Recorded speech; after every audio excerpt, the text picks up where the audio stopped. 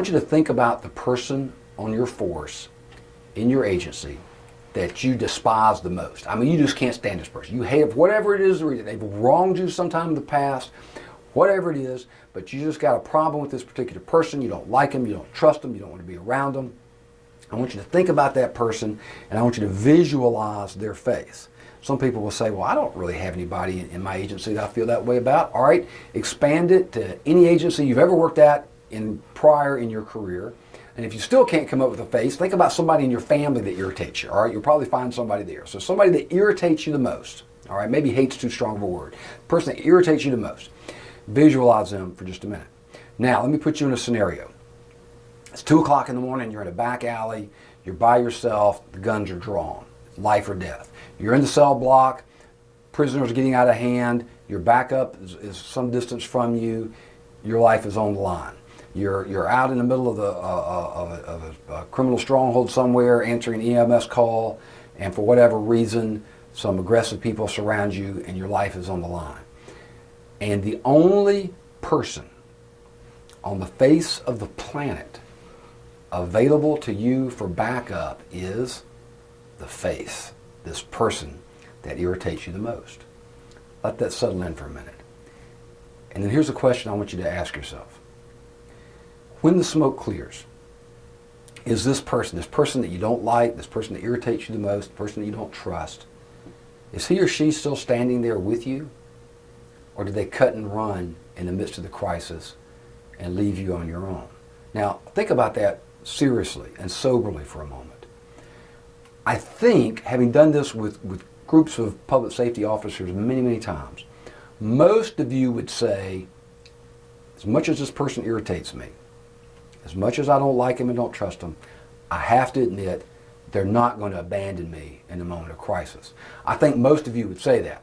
Some of you might say, the person I'm thinking about is so bad, such a lost cause, they're going to abandon me, and that's fine, but I think you're in the minority. All right. So here's my next question. Suppose this person that irritates you the most was to come to you one day in a very sincere spirit. You felt like they were being very genuine, very humble, very repentant, and they said to you the 7 hardest words to say in the English language.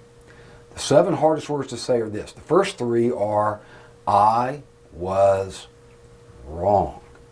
That is hard for us to say. Our pride and ego does not like to admit that we're wrong. The next 4 words are a question. Will you forgive me? So let's suppose this person comes to you and says, I realize I've wronged you in the past. I've done some things, offended you this way, that way. I've been thinking about it. I realize now that I was wrong. Will you forgive me? Could you forgive him? I want you to think about that for a minute. Some of you will say, well, if he came to me just like that, just exactly the way you described, and I really and truly thought they were being genuine and sincere, yeah, I could probably forgive them. Now, don't get forgiveness confused with pardon. See, forgiveness doesn't mean that we're excusing their behavior. Forgiveness does not even mean that we're relieving them of their consequences of their behavior. Forgiveness does not mean that we are trusting them anymore, because it may be that you just can't bring yourself to that level for good reason. But forgiveness is about restoring the relationship, all right? Getting rid of the bitterness, getting rid of the grudges, and clearing the record. Could you do that if the person came to you in that spirit of repentance? I think many of you, most of you would say, yeah, if it came just that way, I think I could do it. Well, that's called level 1 forgiveness. Level 1 forgiveness is difficult. It's not easy. It goes against our nature. Most of us can do it under the right circumstances. But let me take you to level 2 forgiveness. Level 2 forgiveness is much more difficult and challenging.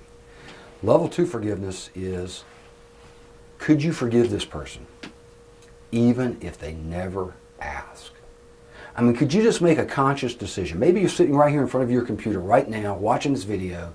Could you just think in your heart of hearts, you know what? I'm tired of drinking that cup of bitterness. I'm tired of drinking that poison. It's been eating at me and eating at me and eating at me. This person will maybe never ever come and ask me for forgiveness. I'm just going to make a conscious decision to forgive them and release myself from that bitterness and stop drinking that cup. No offense to Coca-Cola for the cup. Could you do that? I mean, this person might not ever come to you and ask for forgiveness. This person might not even live anywhere near you anymore. This person might be dead that you're harboring a grudge against.